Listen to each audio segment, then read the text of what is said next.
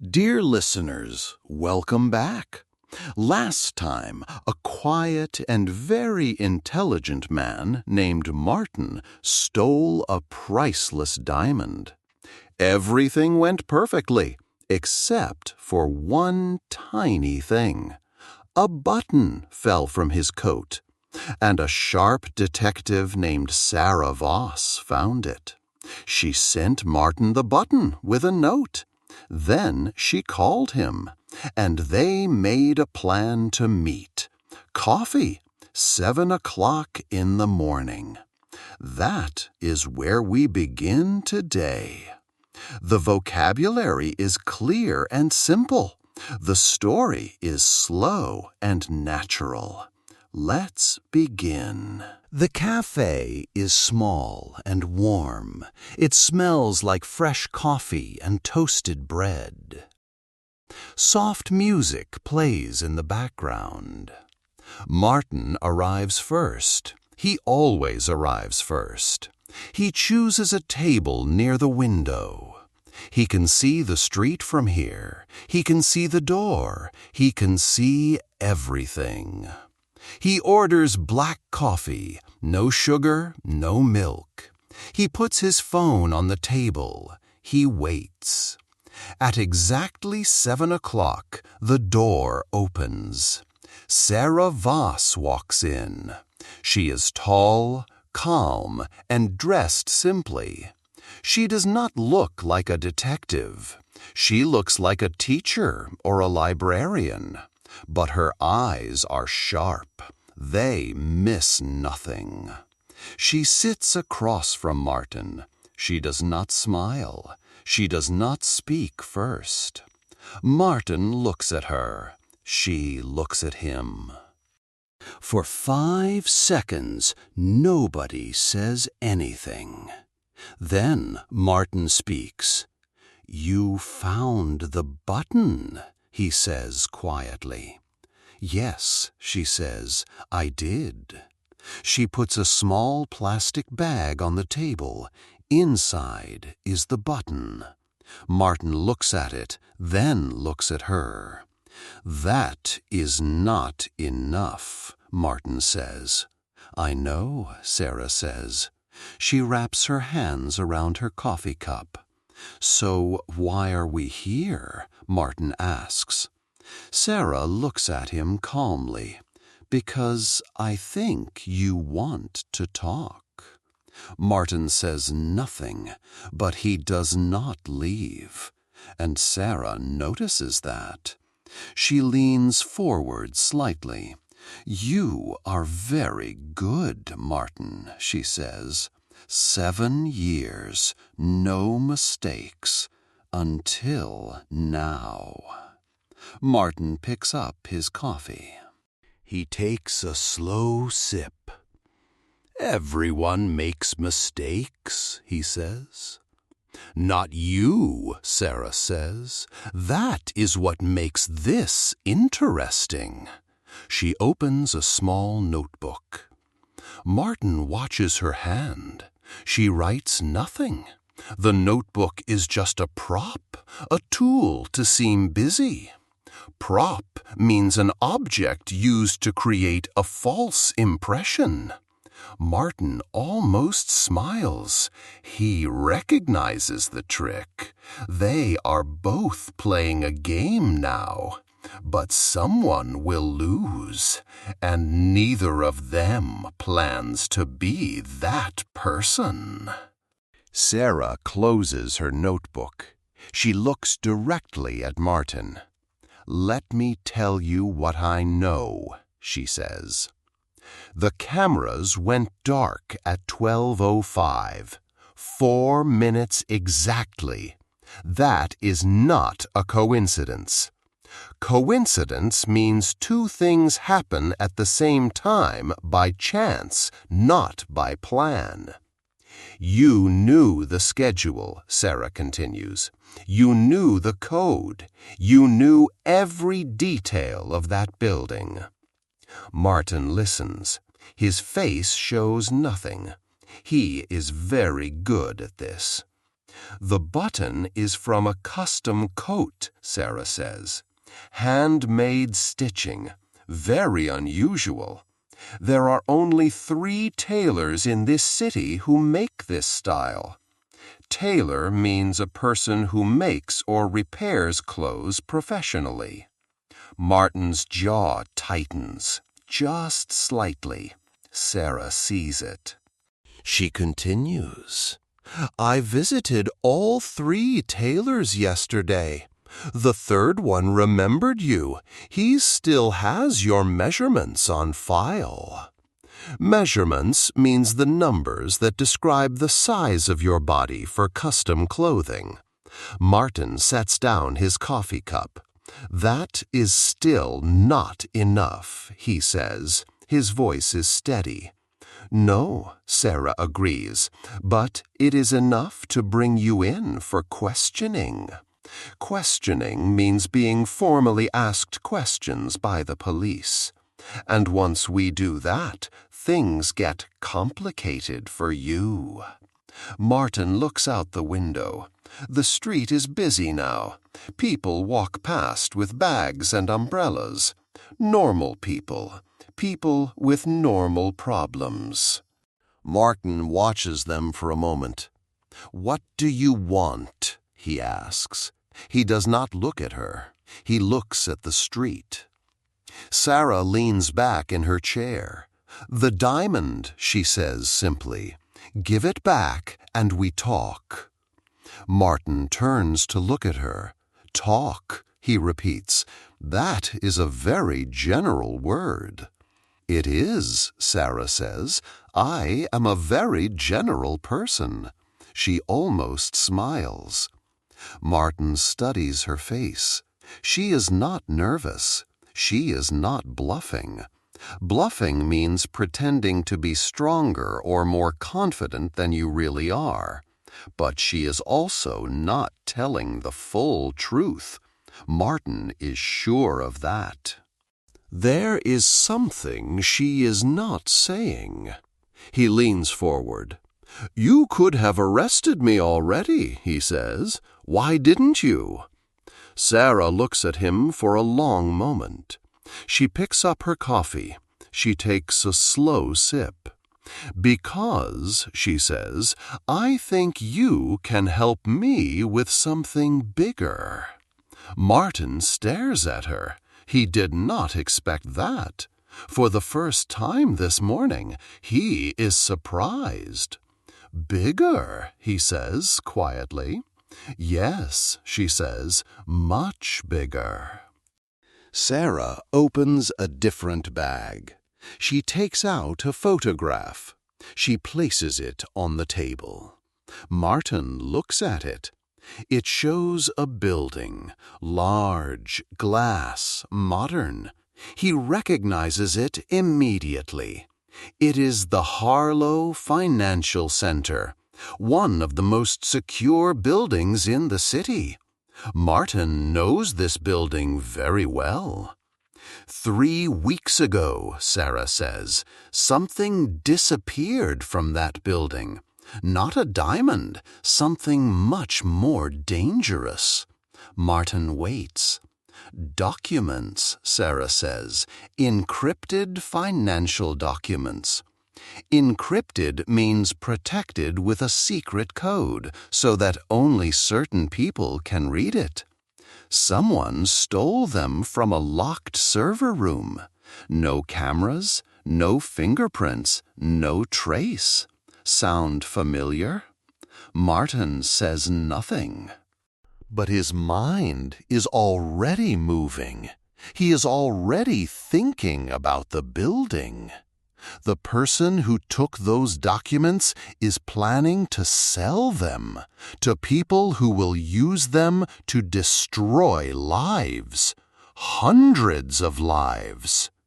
Martin looks at the photograph again. And you think I can get them back? He says. It is not a question. I think you are the only person who can, Sarah says. The building is too secure for my team, but not for you. Martin sits back in his chair. He looks at the ceiling for a moment. He is thinking. This is not what he planned. He came here to negotiate. Negotiate means to talk with someone to reach an agreement that works for both sides. But now the conversation is completely different. Sarah is not trying to arrest him. She is trying to hire him. And if I do this, Martin says slowly, the button disappears. The tailor forgets my name. Everything goes away. Everything goes away, Sarah confirms. She holds his gaze, steady and calm. Gaze means a long, steady look. Martin looks down at the photograph. The building is enormous. The security is intense. It would be the most difficult thing he has ever done. More difficult than the museum, more dangerous than anything before. But Martin Cole does not walk away from difficult things. He never has. That is who he is. He picks up the photograph. He looks at it carefully. Then he puts it in his jacket pocket. Sarah watches him. She says nothing. She waits. Martin stands up. He buttons his coat, the coat with the missing button. He looks at Sarah one last time. End of chapter 3. I need 3 days, Martin says. Sarah nods once. You have 3 days. Martin walks to the door. He opens it. Cold morning air comes in. He steps outside. The city is loud and busy now. He walks slowly down the street. His mind is calm. His hands are steady. He is already planning. Back inside the cafe, Sarah sits alone. She looks at her coffee. It is cold now. She takes out her phone. She dials a number. It answers immediately. He took the photograph, she says quietly. A voice on the other end speaks. Sarah listens. Yes, she says. He'll do it. She pauses. He doesn't know yet that the documents are already gone. She ends the call. She looks out the window. Martin is already out of sight. The truth is more complicated than she told him. Complicated means difficult to understand because there are many connected parts. The documents were not stolen by a criminal. They were hidden by someone inside Sarah's own department. Someone she cannot touch without proof. And Martin is the only person who can get that proof. Without knowing that is what he is really doing. Without knowing he is being used. Sarah stands up. She leaves money on the table. She puts on her coat. Outside, she looks in the direction Martin walked. The street is empty now, just cold air and distant traffic. She thinks about the button. She thinks about a man who planned everything perfectly. She thinks about one tiny mistake.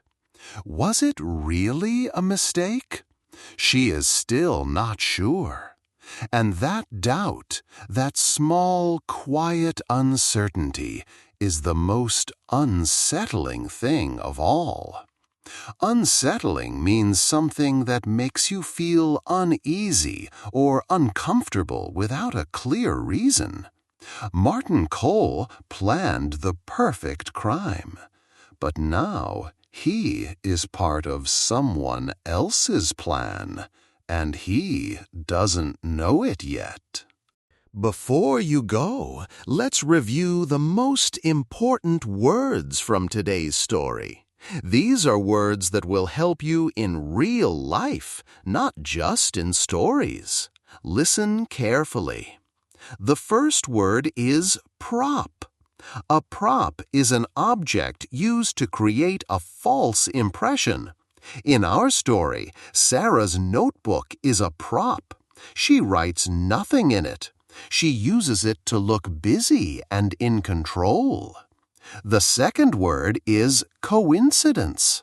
A coincidence is when two things happen at the same time, by chance, not by plan. Sarah tells Martin that the 4-minute camera blackout is not a coincidence. She knows he planned every second. The third word is tailor. A tailor is a person who makes or repairs clothes professionally. Sarah visited 3 tailors in the city. The third one remembered Martin and still had his measurements on file. That was Martin's second mistake. The fourth word is measurements. Measurements are the numbers that describe the exact size of your body for custom clothing. The tailor kept Martin's measurements. Sarah used them to connect him to the coat and to the button. The fifth word is questioning. Questioning means being formally asked questions by the police. Sarah warns Martin she can bring him in for questioning, even without strong evidence. It is a quiet threat. The sixth word is bluffing. Bluffing means pretending to be stronger or more confident than you really are. Martin watches Sarah carefully across the table. He is trying to decide if she is bluffing. He decides she is not. The seventh word is encrypted. Encrypted means protected with a secret code so that only certain people can read it. The stolen documents are encrypted financial files. They are dangerous in the wrong hands. The eighth word is negotiate. To negotiate means to talk with someone to reach an agreement that works for both sides. Martin came to the cafe to negotiate his way out, but the conversation became something he never expected. The ninth word is gaze. A gaze is a long, steady look. Sarah holds Martin's gaze across the table, calm, unblinking, in control. A gaze can say more than words.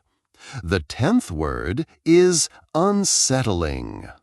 Unsettling means something that makes you feel uneasy or uncomfortable without a clear reason. At the end of the story, Sarah's doubt about Martin is the most unsettling thing. Was his mistake really an accident? She still doesn't know. Now, let's look at some phrases that real people use every day. If you use these, you will sound much more natural. Let's go one by one. The first phrase is, "That is not a coincidence." This means something did not happen by chance. It was planned. Sarah uses it to tell Martin she knows exactly what he did. Use this phrase when you suspect something was deliberate. The second phrase is, "Sound familiar?" This means, does this remind you of something? Sarah asks Martin if the perfect crime at the financial center sounds familiar. It is a clever and indirect way of saying, "I think you did this before." The third phrase is, "I think you can help me with something bigger." This is used to completely shift a conversation. Sarah uses it to surprise Martin and change the direction of their meeting. Use it when you want to introduce an unexpected idea or proposal. The fourth phrase is, everything goes away.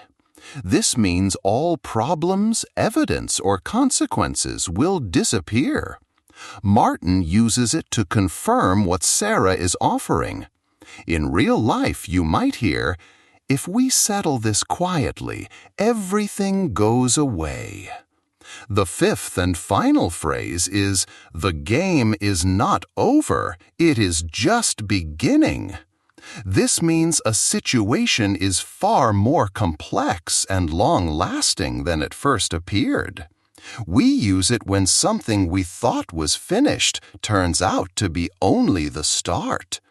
Martin thought the crime was over, but the real game, for both of them, is just beginning.